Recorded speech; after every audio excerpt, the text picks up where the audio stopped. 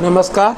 Are के त्यागी, Ghaziabad NCR Delhi. ओम सच्ची Janvani channel पर आपका स्वागत है। चैनल को प्लीज़ सब्सक्राइब करें और वीडियो को शेयर, लाइक, कमेंट करें ताकि सभी रिटायरी साथी तक जाए। एक कम्युनिकेशन भारतीय मजदूर संघ का है, उसकी डिटेल्स मैंने थोड़ा सा हिंट दिए थे, लेकिन अब उन्होंने भेजा है। हालांकि इसमें भी मेमोरेंडम नहीं है जो उन्होंने फाइनेंस मिनिस्टर को दिया है। फाइनेंस मिनिस्टर को मीटिंग से संबंधित था। फाइनेंस मिनिस्टर की से जो मीटिंग हुई है, उनकी बड़ी मीटिंग थी और 100 मिनट तक ये मीटिंग चली। वो इन्होंने बताया। BMS वित्तीय क्षेत्र महासंघों ने 10 अक्टूबर 2024 को माननीय वित्त मंत्री से मुलाकात की और विभिन्न नीतिगत मुद्दों पर प्रकाश डाला। ये लिखते हैं, बैंकिंग और बीमा क्षेत्र के अखिल भारतीय महासंघों और अखिल भारतीय यूनियनों से मिलकर बने भारतीय मजदूर संघ BMS के एक उच्च स्तरीय प्रतिनिधिमंडल ने 10 अक्टूबर 2024 को माननीय वित्त मंत्री श्रीमती निर्मला सीतारमण से मुलाकात की। मंत्री महोदया ने मंत्रिमंडल के साथ 100 मिनट से अधिक समय बिताया और बीमा और बैंकिंग क्षेत्र के यूनियनों के साथ साथ अलग अलग बैठकें की। बैंक वालों से अलग की और बीमा वालों से अलग की। बैठक में वित्त सचिव विभाग के नवनियुक्त सचिव श्री M नागराजू भी वित्त मंत्री महोदय के साथ मौजूद थे। वित्त सचिव थे मौजूद। इनमें भाग लेने वाले बैंकिंग फेडरेशनों के अध्यक्ष और महासचिव थे। राष्ट्रीय बैंक श्रमिक संगठन, राष्ट्रीय बैंक अधिकारी संगठन, अखिल भारतीय ग्रामीण बैंक श्रमिक संगठन, अखिल भारतीय ग्रामीण बैंक अधिकारी संगठन, बैंकिंग सेवानिवृत्त लोगों की समस्याओं का प्रतिनिधित्व वित्तीय क्षेत्र प्रभारी श्री गिरीश आर्य ने किया। इसी तरह बीमा क्षेत्र की यूनियनों की ओर से निम्नलिखित संगठनों के महासचिव ने भाग लिया। राष्ट्रीय बैंक कर्मचारी संगठन, राष्ट्रीय बीमा अधिकारी संगठन, राष्ट्रीय बीमा विकास अधिकारी संगठन, राष्ट्रीय बीमा पेंशन भोगी संगठन, भारतीय जीवन बीमा एजेंट संघ, भारतीय बीमा सर्वेक्षण एवं मूल्यांकनकर्ता संघ, अखिल भारतीय वित्तीय सेवा कार्यकारी संघ, राष्ट्रीय सामान्य बीमा कर्मचारी महासंघ। इनके साथ ही भारतीय सिक्का एवं मुद्रा महासंघ के सचिव ने भी भाग लिया। प्रत्येक संगठन ने अपने अपने क्षेत्र के महत्वपूर्ण मुद्दे उठाए, जिन पर मंत्री ने सकारात्मक प्रतिक्रिया दी। तदनुसार अनुवर्ती कार्रवाई के लिए अधिकारियों को निर्देश भी दिए। माननीय मंत्री के ध्यान में लाई गई समस्याएं बैंकिंग एवं बीमा दोनों क्षेत्रों के सभी स्तरों और संवर्गों की भर्ती, वाणिज्यिक बैंकों एवं ग्रामीण बैंकों में कार्यरत उप कर्मचारियों का नियमितीकरण, पारदर्शी मानव संसाधन नीति, एक समान स्थानांतरण एवं पदोन्नति नीति, अल्पसंख्यक यूनियनों के नाम पर भेदभाव समाप्त करना, बैंकिंग क्षेत्र में 5 दिन कार्य, बैंकिंग एवं बीमा क्षेत्र में सेवा निवृत्त कर्मचारियों की समस्या है और सेवानिवृत्त कर्मचारियों की समस्या है। डिटेल नहीं इन्होंने कुछ भी दी। बीमा क्षेत्र में पेंशन अद्यतनीकरण, बीमा क्षेत्र में पेंशन अद्यतनीकरण,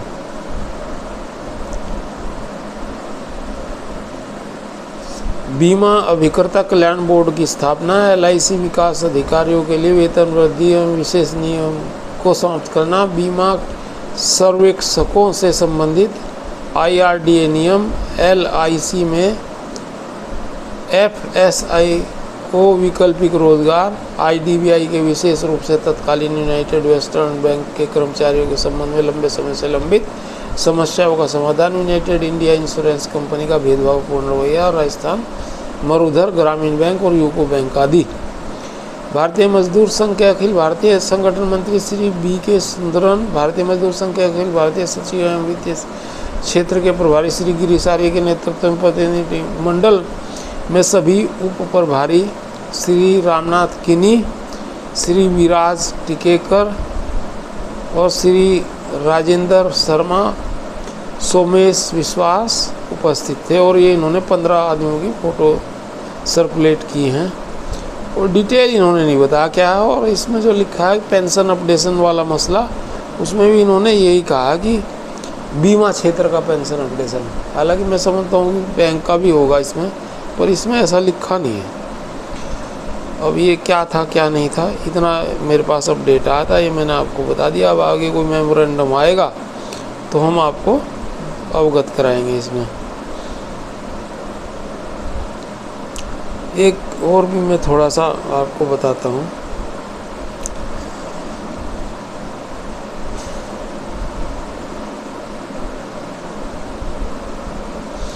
साथियों, हम बैंक रिटायरीज पेंशन एक्टिव्स लोग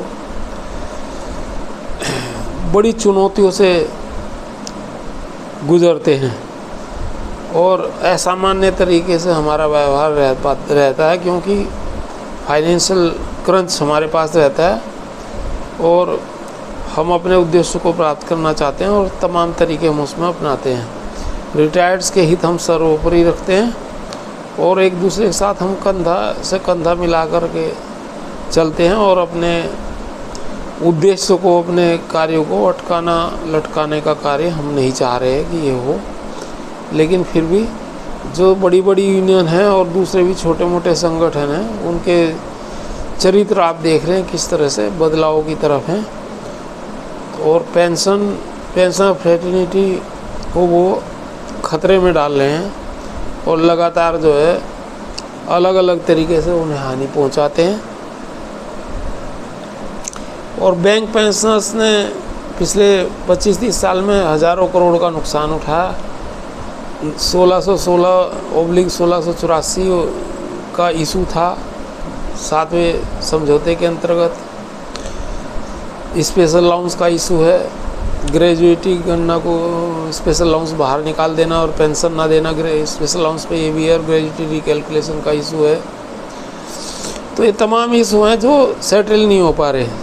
सर्वोच्च न्यायालय में IBA ने हल्फनामा दिया एक कि, और बड़ी बड़ी यूनियन ने चुप रही और उन्होंने उसको बाद में कह दिया कि हाँ 6 महीने में क्लोज लेके आएंगे, और वो एक तरह से उनके काम को उन्होंने स्वीकार कर लिया और सही ठहरा दिया।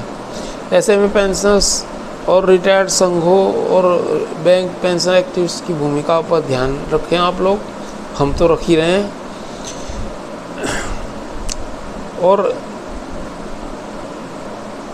जो आज बैंकिंग में अधिकारी हैं, रिटायर्ड हैं या सर्विस में हैं, वो 85% आयुबोक के हैं, लेकिन आयुबोक उनके लिए कुछ कर नहीं रहा। पेंशन नीति की जो जनक थी AIBA, वो भी उन्हें ठेंगा दिखा रहा है। और इन तमाम कारणों से, इन तमाम यूनियनों के वसूली, लेवी चंदे और इन सब परेशानियों से हम उबर नहीं पा रहे हैं और इसको हमें धराशायी करना है इस सिस्टम को।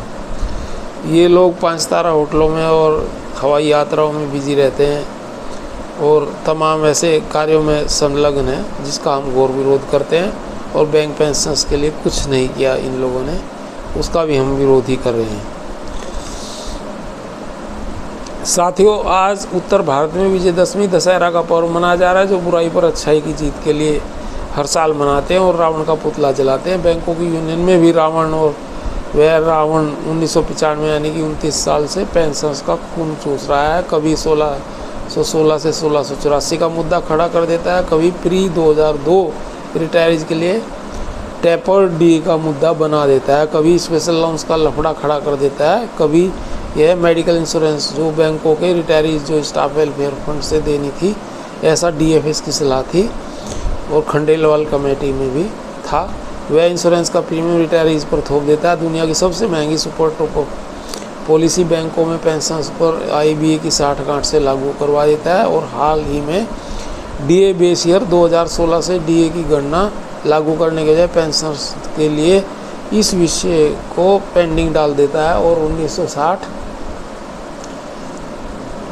के आधार पर DA की पेंशनर्स गणना पेंशनर्स के लिए की जाती है। पेंशनर्स अपडेशन के बजाय एक्सक्रेशिया का भुगतान तय किया जाता है और जिसमें हर साल अप्रैल में रिवीजन होना है, तो रिव्यू नहीं किया गया। हर साल पे अप्रैल का रिवीजन हुआ ही है और नहीं, यह बात पहले से पता था कि बैंक्स की बैलेंस शीट जून से पहले उपलब्ध नहीं होगी।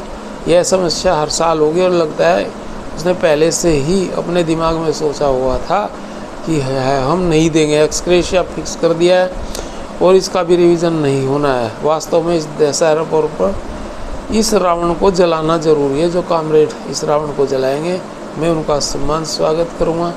बुराई पर अच्छाई की जीत के लिए आप सभी को अग्रिम बधाई। DFS ने अपना स्टैंड क्लियर कर दिया है कि बैंकों को 29/10/1993 के सेटलमेंट का सम्मान करना होगा।